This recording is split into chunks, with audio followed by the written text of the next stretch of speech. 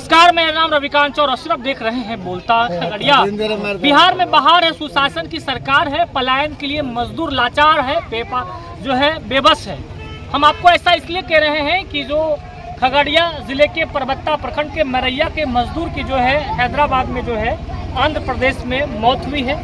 अभी थोड़ी देर पहले उनके पार्थिव शरीर को मरैया लाया गया है, लेकिन जिस तरीके से पलायन के लिए लोग मजबूर हैं, 2 वक्त की रोजी रोटी के लिए लोग अपने घर को बाहर जाते हैं, घर से बाहर प्रदेशों में कमाने के लिए। उसके बाद देखिए यही एम्बुलेंस है, इसी एम्बुलेंस से जो है उनके पार्थिव शरीर को जो है यहाँ पर लाया गया है। हम परिजनों से जानेंगे कि आखिरकार क्या माजरा है, कैसे मौत हुई और कैसे जो है घटना घटी, क्या जानकारी मिली थी आप लोगों को, बताइए। मेरा भाई जो है कमाने के लिए बाहर गया था, ठीक है, बिल्कुल मोटा मोटी हो गया 6-7 महीना पहले गया था। ठीक है, हम लोग बिल्कुल गरीब परिवार से हैं और वह कमाने के लिए पढ़ने योग्य लड़का था, गया था कमाने के लिए।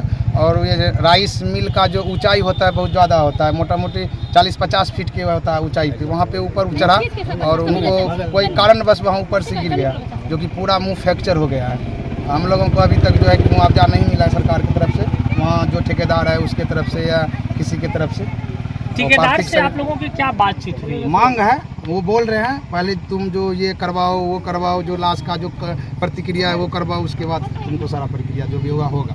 आश्वासन सिर्फ दे रहे हैं, सिर्फ आश्वासन मिला, आश्वासन दे रहे हैं। 2 वक्त की रोजी रोटी के लिए लोग जो है अन्य प्रदेशों में जाते हैं और ऐसे में 6 महीना पहले गया हुआ युवक का अगर पार्थिव शरीर घर लौटे, दिवाली के बाद छठ में हर लोग जो है अपने घर खुशियां बांटने आते हैं, आस्था के पर्व छठ को मनाते हैं, लेकिन जब उनके पार्थिव शरीर को लाया जाए तो फिर ये कहाँ तक सही है, कहाँ तक जायज़ है। परिवार वालों ने कभी उम्मीद भी नहीं करी थी कि ये दिन भी देखने को मिलेगा। और ऐसे में आपको बता दें कि जिस तरीके से ऐसे सैकड़ों हजारों मजदूर, लाखों मजदूर अन्य प्रदेशों में जाकर काम काज करते हैं और जब वक्त आती है उन मजदूरों के साथ, उन कंपनियों को साथ रहने का, वो कंपनी वाले चाहे वो ठेकेदार उनके साथ को छोड़ देते हैं। कई ऐसे भी मजदूरों के हाथ कट जाते हैं, कई ऐसे मजदूरों के पैर कट जाते हैं, जहां उनको महरम लगाने की आवश्यकता है वो साफ इन जिम्मेदारियों से अपना मुंह को चुरा लेते हैं। ठीक वही नियति आज मान बैठे हैं ठेकेदार, क्योंकि हर गांव टोले कस्बे में कुछ ऐसे चंद मुट्ठी भर ठेकेदार हैं जो यहाँ के मजदूरों को गुमराह कर अन्य प्रदेशों में ले जाकर कामकाज कराते हैं और उनकी जरा सभी जिम्मेदारी नहीं लेते हैं। जब जिम्मेदारी लेने की बारी आती है तमाम जो है आरोप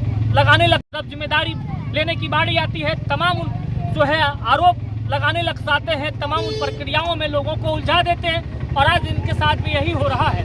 अब इन लोगों की मांग है कि प्रशासनिक स्तर पे जो है कार्रवाई की, हस्तक्षेप की, और जो वहाँ की सरकार है या फिर बिहार की सरकार है, क्योंकि महज 20 साल 22 साल के ही उम्र में घर से बाहर निकले थे 2 वक्त की रोजी रोटी कमाने के लिए, अपने परिवार की जिम्मेदारी को निभाने के लिए, लेकिन जिस छठ में खुशियां मनाने के लिए घर आना था उस छठ में डेड बॉडी यानी पार्थिव शरीर मरैया पहुंचा है। गांव में मातम पसरा हुआ है। रोजी रोटी के तलाश में हर लोग मजदूरी करने तो बाहर जाते ही हैं, लेकिन अब क्या लग रहा है कि अभी क्या प्रशासनिक स्तर से क्या आप लोग पहल की मांग करते हैं, बताइए। हम लोग अपने खगड़िया जिला में जहाँ तक हुआ कागज तक पहुँचाने का काम कर रहे हैं और खगड़िया जिला से लेके बिहार तक का जहाँ तक ऊपर है दे रहे हैं और सब कह रहे हैं कुछ न कुछ आश्वासन मिलेंगे। ये जो ठेकेदार है ये डायरेक्ट जो है कंपनी से रिक्रूटमेंट नहीं कराता है, ये लोग बीच में पेटी कॉन्ट्रैक्टर बन के रखता है। क्या आपके जो भाई थे उनके कोई आई कार्ड वगैरह कंपनी के एम्प्लॉय होने का कोई ठोस सबूत? देखिए वो तो पहली बार गया है, हमको पता नहीं है, सारा डॉक्यूमेंट्स उसका लेके आए हैं। अगर उसमें देखेंगे मिलेगा तो फिर खबर देंगे। हजारों लाखों ऐसे मजदूर हैं जिनके परिजनों को इस बात की जरा सा भी जानकारी नहीं है कि उनके बच्चे किस कंपनी में काम कर रहे हैं, किस फैक्ट्री में काम कर रहे हैं, और जब कोई अनहोनी हो जाती है तो उन्हें 3 डिबिया तेल जलाना पड़ता है कि उनको यह पता लगाने में कि उनके जो भाई है या उनके परिजन है किस कंपनी में वो काम कर रहे हैं। ये सबसे बड़ा दुर्भाग्य है हमारे इस बिहार का, क्योंकि रोजी रोटी के तलाश में लोग पलायन होने के लिए मजबूर हैं। आखिरकार ये ऐसी मौत और कितनी होनी है? नीतीश कुमार जी आप क्या बताएंगे? बहरहाल इन परिजनों का काफ़ी जो है एक निजी क्षति हुई है और इस पर भरपाई तो नहीं की जा सकती है, लेकिन इस पीड़ित परिवार के प्रति संवेदना तो व्यक्त की ही जा सकती है और जो जिम्मेदार ठेकेदार या जो कंपनी है वो मुआवजा तो देकर कुछ न कुछ राहत तो जरूर ही पहुंचा सकते हैं, क्योंकि ये बहुत ही निर्धन परिवार है, बहुत ही गरीब परिवार है। बहरहाल अब तक के लिए इतना ही। धन्यवाद। का श्याम कुमार, कितनी उम्र थी इनकी? 19-22। शादी वगैरह हो गई थी? नहीं, शादी नहीं।